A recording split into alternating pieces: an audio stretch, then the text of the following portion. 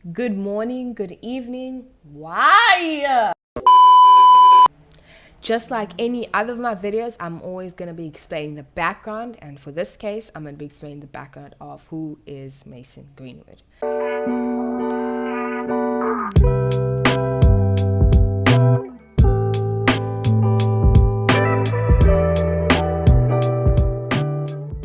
Mason Will John Greenwood was born on October the 1st, 2001. He's an English professional footballer who plays as a forward for Premier League club Manchester United. He graduated from Man United's youth system. Greenwood scored in a UEFA Europa League match in September 2019, becoming the club's youngest ever goal scorer in European competition at just the age of 17 years. On January the 30th, 2022, Mason Greenwood was accused of assaulting a woman, sexually assaulting a woman, and physically assaulting a woman. The woman at the time was his girlfriend, and she shared a series of photos and videos as plus as audios on a social media page accusing him of assaulting her.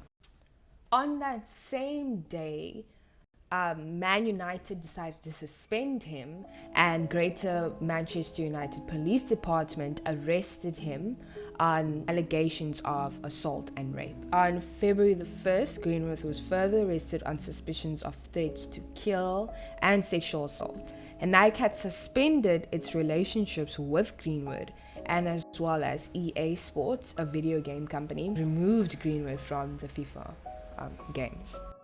On 2nd of February, Greenwood was later released on bail, and within that same week, Nike decided to stop its collaboration with Greenwood.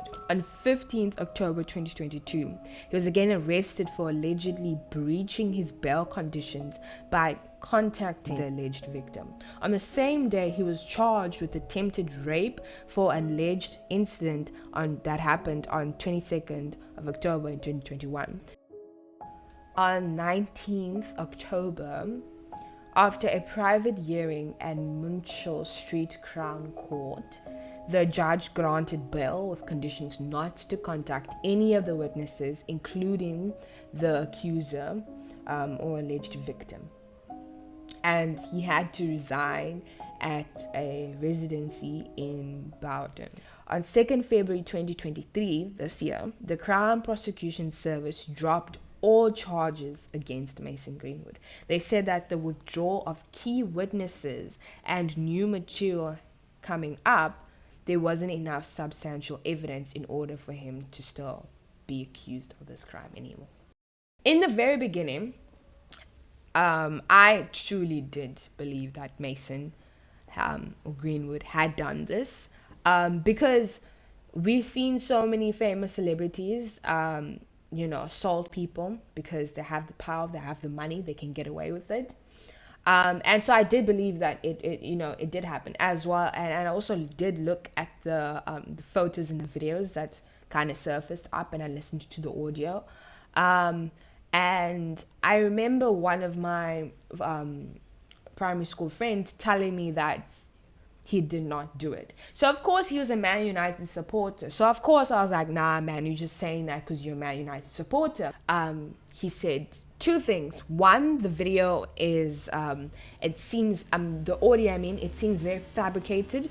And two, the bruises itself also does seem fabricated. Like, it doesn't look like real bruises. It look like people put makeup on it. And for me personally, I just didn't really take his word on it because he is a Man United supporter. And I thought, okay, maybe he's just trying to defend his team. And so I kept following up with the case. And then just a week ago, I heard that he was found guilty. Then I'm like, okay, cool. He's gonna get accepted back into society. He's gonna get his job back. He's gonna start playing for Man United. He's gonna be on TV. He's gonna get sponsorship back, Nike, something, right? And he's gonna live a normal life again, or the life that he worked hard to get. Because being a soccer player in that professional level as a guy is extremely hard. And praise him for being in that position. But I thought it was going to be back to normal. That is not the case, right? Because what we know from is that if you are to be found innocent of a very horrific crime like rape, as a man it is hard to get back into society. And I thought to myself, if I'm a guy and I've been accused of raping a classmate, and all of my guy friends or all of my peers, or at least my classmates, know that I'm not necessarily capable of doing such things, but they can't speak out for me because they're afraid of being expelled. They're afraid of being shunned out of the community or of the groups or the school community. They're being afraid or scared to be cancelled. You'd be afraid to speak up even though you know that that is not that person's character. So now you have Mason Greenwood all on his own. His teammates not saying anything. I wouldn't blame them because I probably know Manchester United briefed them all about it and told them, like, you can't say anything about the case. You just have to ignore it and keep playing the game. Even though many of his teammates can probably say, look, I hang out with him on the weekends, like I know him personally, and I know he wouldn't do something like that, right? That's so out of character for him. His family members probably can't even say anything because they're afraid of death threats because of the way people operate. The only evidence that you have is one witness, the accuser, and the series of photos and audio that can be easily fabricated. And from that speck of judgment, you all of a sudden want to believe her and shun him out of community. It kind of tells us about how we as human beings kind of operate, and how maybe we should try to take an introspective and think about our ways. Yeah, I mean, even if he gets his job back, imagine the amount of awkwardness that there is going to be between the players. The chemistry is not going to be there. They're probably not going to be passing the balls right. People are going to be feeling guilty because, I couldn't defend you as my friend, and I wouldn't want you as my friend, because imagine not defending me when everyone else thought that I did this horrible thing, when you know for a fact that I don't have that capability. And yes, we don't 100% know someone, but a close friend, for example, I know they don't have a capability of coercing a man or sexually objectifying or assaulting a man or raping a man. And I just don't stand up and stick up for them solely based on very few, and in my case, evidence that does not seem substantial now that I look back at it.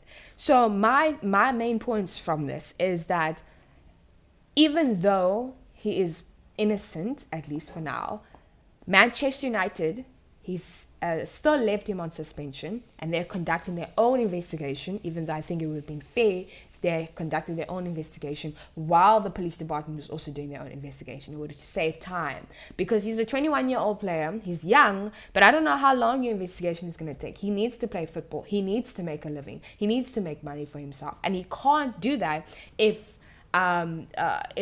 you're on suspension for Manchester United because you're being investigated for alleged rape, even though the police department has made it very clear that he's innocent. Number two, Nike has suspended him and now has terminated their contract between him. He has no sponsorship between Nike and EA Sports anymore. He doesn't have that.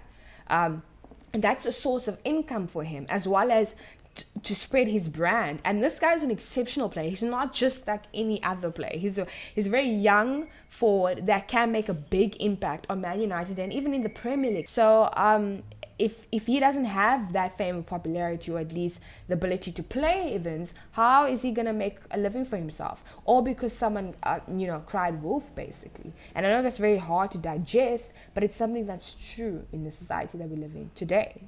And three, even if he does come back, the amount of tense and awkwardness that is gonna be on the pitch, that is gonna be off the pitch, is just gonna be horrendous. They are going to feel so guilty for not trying to stick up for him, or not, maybe they did offer words of condolences, but behind, they can't be in public like, look, I know Mason Greenwood would not do this, because they're afraid of the consequences that come from